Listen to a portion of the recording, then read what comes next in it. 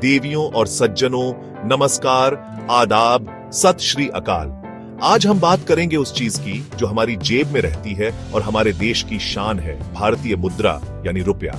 यह सिर्फ कागज या धातु नहीं, बल्कि भारत की संप्रभुता और अर्थव्यवस्था का प्रतीक है। यह हमारी पहचान है जो हमें दुनिया भर में एक भारतीय होने का एहसास कराती है। रुपया पूरे देश को जोड़ता है और प्रगति के पथ पर आगे बढ़ाता है। यह हमारे देश की मेहनत, बलिदान और बुद्धि का प्रतीक है। यह भारतीय रिजर्व बैंक द्वारा दिया गया वचन है, जिस पर हमारा विश्वास इसे मूल्यवान बनाता है। चलिए इस अद्भुत सफर को आगे बढ़ाते हैं। तो देवियों और सज्जनों, अब कंप्यूटर जी हमें इतिहास के पन्नों में ले जाने के लिए तैयार हैं।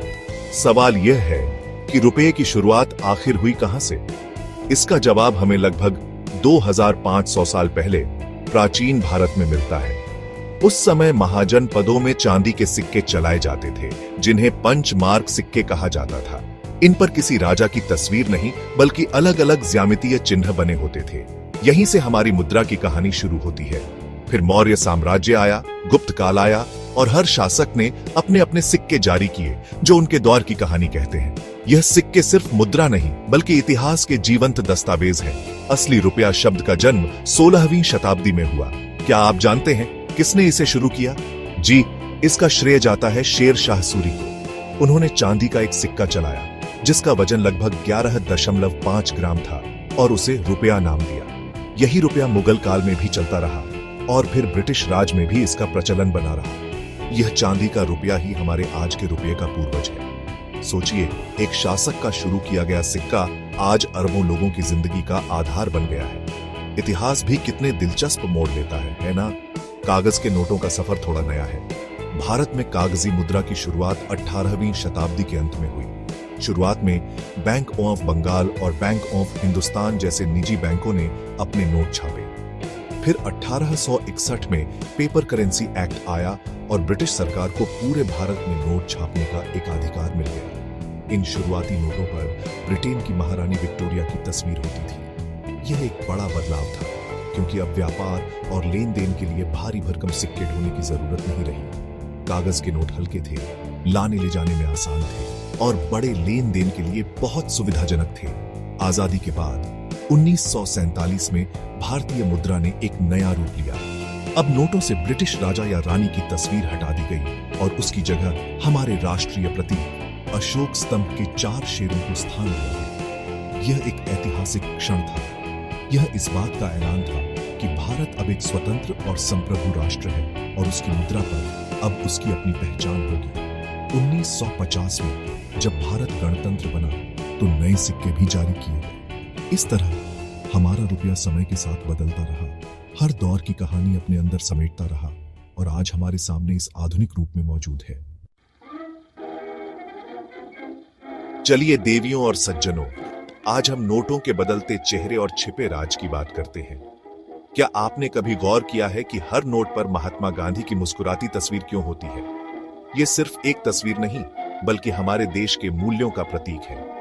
नोटों के दूसरी तरफ छपी तस्वीरें भारत की सांस्कृतिक और वैज्ञानिक उपलब्धियों को दर्शाती हैं, जैसे मंगलयान, लाल किला, सांची स्तूप। समय के साथ डिजाइन और रंग भी बदले हैं, जिससे हर नोट की अपनी अलग पहचान बन गई है।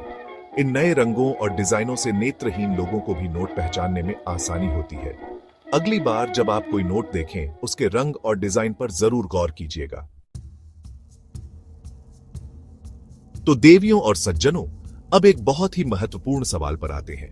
जब आपके हाथ में कोई नोट आता है, तो आप कैसे सुनिश्चित करते हैं कि वह असली है, नकली नहीं? लॉक कर दिया जाए? चलिए मैं आपको बताता हूं। भारतीय रिजर्व बैंक हमारे नोटों को बहुत ही उन्नत सुरक्षा विशेषताओं के साथ छापता है, ताकि जालसाज आसानी से उनकी नकल न कर सके। इनमें से सबसे महत्वपूर्ण है वाटरमार्क। जब आप नोट को रोशनी की तरफ करके देखेंगे, तो आपको खाली जगह पर महात्मा गांधी की एक हल्की सी तस्वीर दिखाई देगी। ये वाटरमार्क असली नोट की पहली पहचान है। दूसरी बड़ी पहचान है सुरक्षा धागा, यानी सिक्योरिटी थ्रेड। हर नोट में एक पतली सी पट्टी होती है, जो नोट के बीच में से गुजरती है।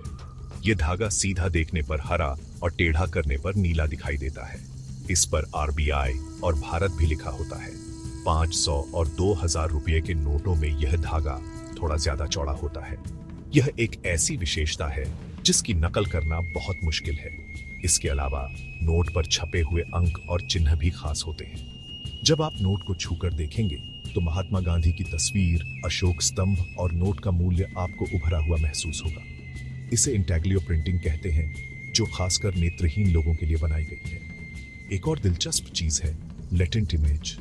गांधी जी की तस्वीर के बगल में एक खड़ी पट्टी होती है। जब आप नोट को अपनी आंखों के स्तर पर रखकर थोड़ा टेढ़ा करेंगे तो आपको उस पट्टी के अंदर नोट का मूल्य, जैसे 500 या 2000, लिखा हुआ दिखाई देगा। यह साधारण तौर पर दिखाई नहीं देता। इसके साथ ही माइक्रो लेटरिंग भी होती है।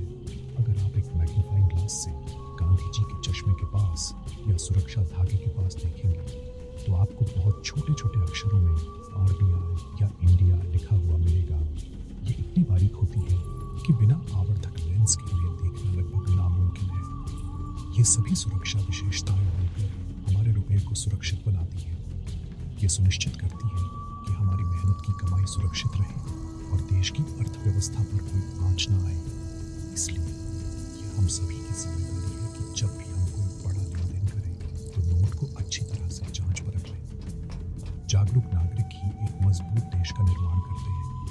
इन विशेषताओं को जानना और समझना बहुत जरूरी है ताकि हम और आप मिलकर नकली नोटों के कारोबार को रोक सकें और अपनी मुद्रा के सम्मान की रक्षा कर सकें। देवियों और सज्जनों, अब हम अपने सफर के अंतिम पड़ाव पर हैं। रुपया हमारी अर्थव्यवस्था के शरीर में दौड़ने वाले खून की तरह है। यह बाजार में घूमता है।